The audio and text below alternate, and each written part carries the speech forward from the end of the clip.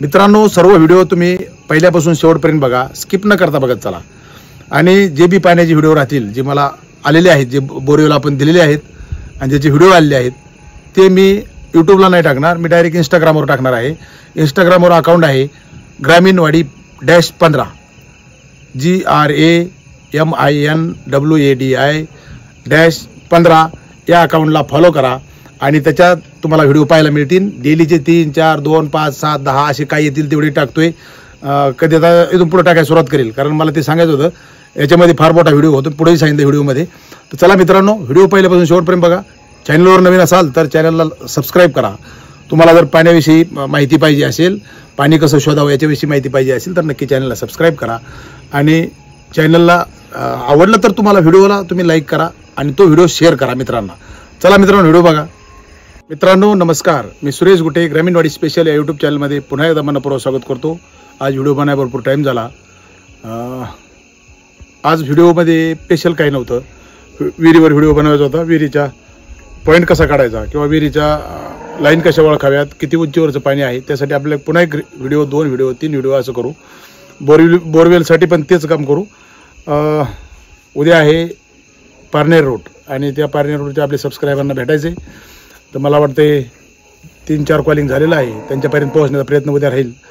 उद्या महाशिवरात्री आहे आणि सर्वांना महाशिवरात्रीच्या सर्वप्रथम हार्दिक शुभेच्छा ॲडव्हान्समध्ये। आणि उद्या भोले शंकराचं दर्शन घेऊन कामाला सुरुवात करूयात।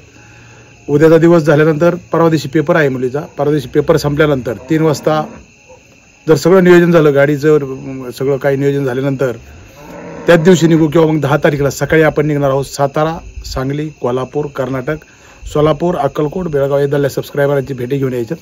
तर मित्रांनो, असा राहील आपला नेक्स्ट प्रोजेक्ट आणि फार काही टेन्शन घेऊ नका।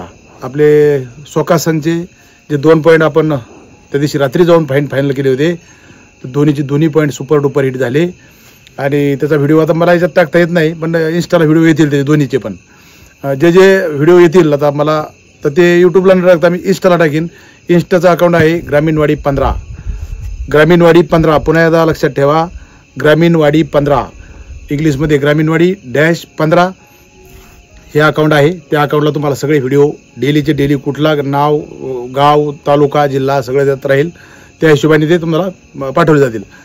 याच्यामध्ये ते टाकल्यानंतर ते व्हिडिओ फार मोठा होतो आणि लोक बोरिंग होतात, त्याच्यामुळं जे महत्त्वाचं सांगणं असतं ते सांगणं होत नाही आणि परिणामी मग ते लोक अर्धेवर व्हिडिओ सोडून जातात आणि जे समजायला पाहिजे की ज्या गोष्टी मी सांगितल्या त्या त्यांच्यापर्यंत पोहोचत नाही। परिणामी आपण ते व्हिडिओ आता इंस्टाग्रामवर टाकतोय। जे आपले सबस्क्रायबर आहेत इंस्टाग्रामला तुम्ही पहिलं तर फॉलो करा। फॉलो केल्यानंतर व्हिडिओ बघा। व्हिडिओ तुम्हाला दुसरी तर काय मिळणार नाही, बोरवेल किंवा विहिरीचेच व्हिडिओ मिळतील। पाणी किती लागलं, कसं लागलं तो भाग वेगळा आहे, त्याच्यामध्ये तुम्हाला दिसलंच पाणी किती आहे। तर त्याच्यामुळं एवढा भयानक दुष्काळ असतानाही एवढं सुंदर पाणी लागते। त्या शेतकऱ्यांच्या प्रतिक्रिया फार सुंदर येत आहेत बाहेरून, सर एवढा महाभयानक दुष्काळ आणि एवढं पाणी लागले, छान सुंदर असं। त्यांचा आनंद हा गगनात मावेना आणि त्यांचा आनंद पाहून आमचाही आनंद गगनात मावेना। कोल्हापूरचे दादा आहेत आपले चंदगडचे, जे आपण पाठीमाग 8-10 दिवसापूर्वी 15 दिवसापूर्वी पॉईंट देऊन आलो होतो, तर त्या चंदगडच्या पॉईंटला ही तुफान असं पाणी लागले।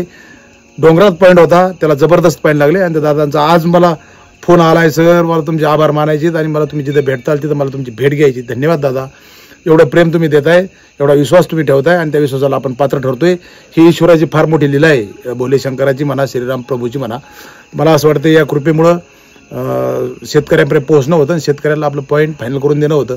मला असं वाटत होतं की हे प्रोजेक्ट स्वतः करावेत। आता तुम्ही कमेंटमध्ये बघता, सर माझे 10 पास, माझे 3 सक्सेस, 10 सक्सेस, 25 सक्सेस, 20 दिवसात काहीचे 25, काहींचे 8 दिवसात, 10 दिवसात 4-4, 5-5 पॉईंट सक्सेस होत आहेत। फार म्हणजे जे यंग मुलं आहेत ते फार चांगल्या पद्धतीने या प्रयोगाला घेत आहेत आणि शिकण्याचा प्रयत्न करतायत। आणि प्रयोग करून वैजापूरचे आपले एक दादा आहेत, अतुल सिंग परदेशी दादा राजपूत, त्यांनी सुद्धा एक चांगला काय म्हणजे तिथं आपला कार्यक्रम सुरू केलेला आहे। त्या भागामध्ये फार लोकांपर्यंत पोहोचण्याचा प्रयत्न करतायत, अभ्यास करतायत, फोन करतायत, सर ह्या अशा अडचणी येते, तशी अडचण येते। दोघांचं कम्युनिकेशन होऊन दोघांच्या जे गोष्टी आहेत ते एकमेकाला विचार वाटून आम्ही त्या समाजापर्यंत पोहोचवण्याचं काम करतोय। भरपूर असे पाणी शोधक आता तयार होतील यावर्षी। गेल्या वर्षी तर धावपळच ज्यादा झाली, यावर्षी धावपळ आता सुरू होईल। परीक्षा संपले की धावपळ सुरू होणार आहे। त्याच्यानंतर पाणी शोधक मेळावे नक्की राहतील. त्या धावपळीतून तेवढा टाइम काढून अभ्यास करणं गरजेचं आहे. शेतकऱ्याच्या ग्राउंडवर पोहोचायचं म्हटलं तर मला वाटतं फार महत्त्वाचं आहे अभ्यास, आणि अभ्यास करूनच आपण शेतकऱ्यांपर्यंत पोहोचणार. कुणाचंही नुकसान होऊ नये, कुठेही गोरगरिबांचं, लेकराबाळांचं, जनावरढोरांचं पिण्याच्या पाण्याचं भागावं एवढीच ईश्वरचरणी प्रार्थना. असंच शेतकऱ्यांच्या विश्वासाला मी पात्र ठरू द्या, हे ईश्वर आम्ही एवढीच मागणी करील.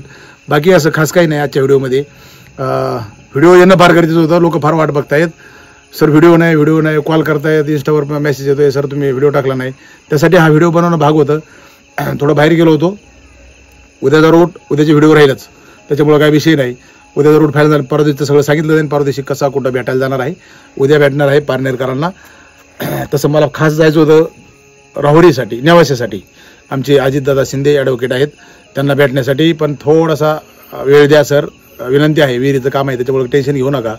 थोडा एक 8-10 दिवस अजून मला वेळ द्या. परीक्षा संपल्या. आता मधला पार्ट फार महत्त्वाचा आहे. कर्नाटकचा वगैरे ते फार दिवसापासून वेटिंग आहेत, तर त्यांच्यापर्यंत पोहोचणं गरजेचं आहे. त्यांची भेट झाली की सगळ्यात पहिली तुमची भेट घेऊ, त्याला झाल्यानंतर. तर चला मित्रांनो, आजच्या व्हिडिओमध्ये काही खास नव्हतं, एवढंच होतं. उद्या भेट कुठे आहे आणि 9 तारखेला कुठे आहे. 9 ते 12 सुट्टी आहे, आणि त्या सुट्टीच्या काळामध्ये 2-3 दिवसाचा रूट होईल. त्याच्यानंतर 20-22 तारखेनंतर किंवा मध्ये जर एखादा गॅप आला तर त्यामध्ये पुन्हा एक जालना साईड किंवा इकडं नेवासा साईड, हा एक भाग शेवगाव साईड, पाथर्डी साईड घेऊ. तर चला मित्रांनो, आजच्या भागात एवढंच. भेटू त्याच्या भागात. नमस्कार, धन्यवाद.